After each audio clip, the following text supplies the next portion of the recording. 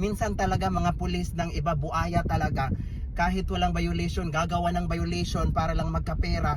Alam nyo, kayong mga pulis, kung makikita nyo naman na merong nagpunta sa mga tourist spot or yung mga first time, dapat naman sana anuhin nyo, yung lagyan nyo dyan na may curfew hour para hindi naman magulat yung iba na meron palang curfew dyan sa tourist spot na yan.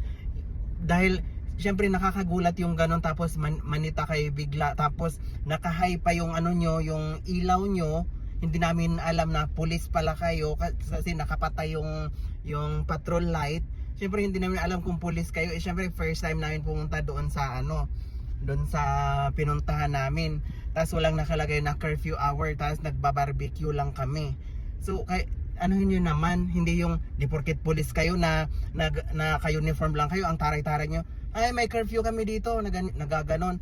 Hindi dapat naman umayos kayong makipag kasi hindi nyo alam din yung sinita nyo, hindi nyo alam kung sino yung taong yun. At saka isa pa, yung ibang tao pumupunta dyan sa tourist spot na yan, yung kahit saang tourist spot, syempre hindi nila alam na may curfew hour, tas nagre-relax lang, nagpapahangin sa labas, tapos ang taray-taray nyo pang manita ng mga visitors, yung mga bisita na pumupunta sa kung saang tourist spot. Di porket police kayo nagrurunda, ang tapang yung manita. Hindi ganun dapat, ma'am ganito, sir ganito, may curfew hour tayo dito. Tapos nagsisinyas pa kayo ng mga lista ng violation. Ano yung violation doon na nagtambay lang? 'Di ba? Grabe kayo. Minsan mga pulis, no, hindi naman sa lahat ng mga pulis. Minsan talaga mga pulis ng iba buaya talaga. Kahit walang violation, gagawa ng violation para lang magkapera.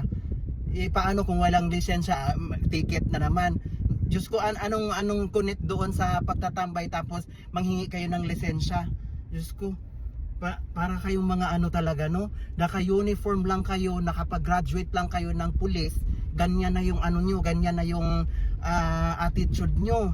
'Di ba? Wag ganoon, kasi hindi nyo alam na yung mga inaapakan yung tao o yung mga minamata nyo, minamaliit nyo, mas lamang pa sa inyo.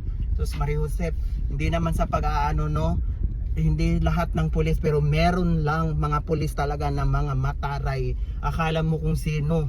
Diyos ko, kung maka-uniform lang ng nakapulis, tapos hindi mo alam kung anong ranggo, tapos yung pala sangkot sa mga kung anong mali siya. Diyos ko Lord, dapat kausapin nilang mabuti yung pinagulat lang tayo dun, no? Oo nga, 'di ba? Nagbabarbecue lang kami, tapos bigla na lang silang nag-high pa ng ilaw, tapos nagaganyan pa ako kasi hindi ko makita kung sino yung tapos nakita ko na merong blue and red yung sa taas. Sabi ko, ay police, sabi ko ganon. Tapos bigla pa nila yung patrol light nila. Oo nga, tapos nag-high. grabe, Diyos ko Lord. Parang kung ganon pala na may curfew hours, dapat mag-suggest kayo sa munisipyo or sa kitaas-taasan na kailangan po nating maglagay ng mga ganito na may curfew hour dito, ganito, kasi syempre na-attract nga yung mga yung mga turista, syempre pumupunta doon, syempre hindi nila alam kung may curfew hour. Syempre dapat ganun para hindi na magulat na parang ang taray-taray yung manita. Jesus Maria, nagbabarbecue lang kami tapos ganun na. Ay Diyos mio.